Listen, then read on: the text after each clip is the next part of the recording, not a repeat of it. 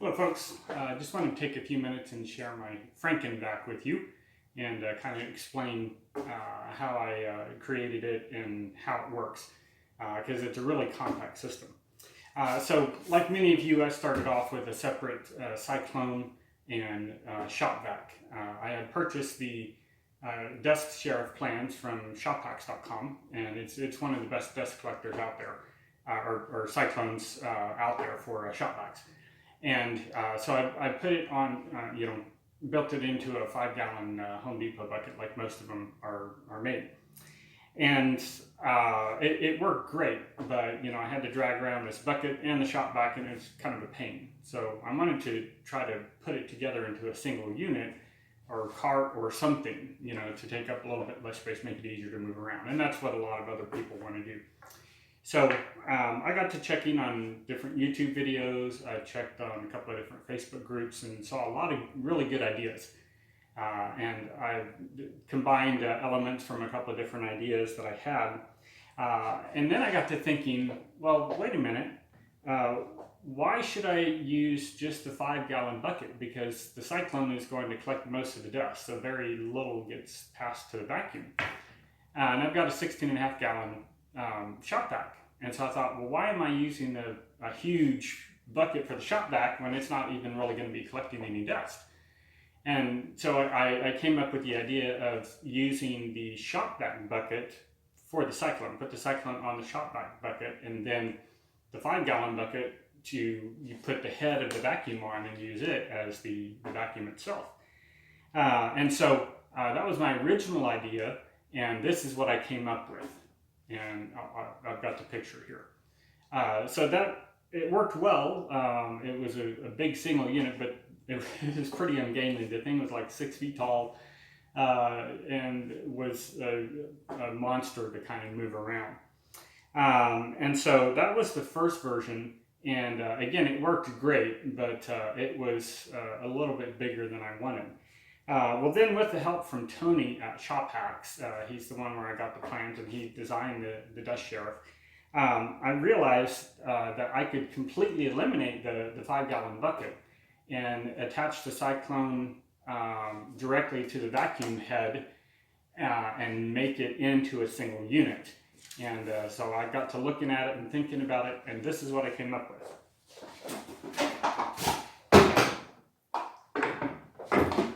So welcome to FrankenVac. This is what I ended up coming up with, and combining everything into a single unit. And one of the reasons why this works is because the Dust Sherriff from ShopHacks has an integrated filter. So since it has an integrated filter, you don't need a separate filter for the vacuum itself. It can take the place of the filter. So I'm going to take it apart and just kind of show you. I've shown pictures on different Facebook groups and kind of explained how it works, but I think some people are not quite understanding exactly the concept. And so I wanted to just kind of show you how it all works together. So this particular vacuum has a removable blower head. Not all of them do, but in this particular case, that's what I had. So it made it a lot easier to work with a separate piece.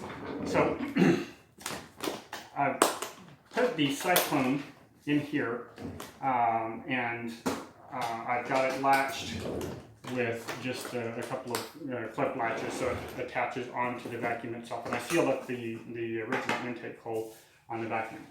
So this unit here is really where all the magic happens. The cyclone itself fits into the opening of the vacuum head.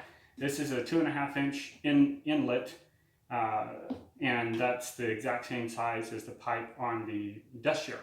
So it fits up in there perfect. I had to shorten it just a little bit to get it to seal up, but it fits perfect. And down inside, after I put it in there and put it all together, I put some caulking in there just to seal it up and make sure there's no air leaks.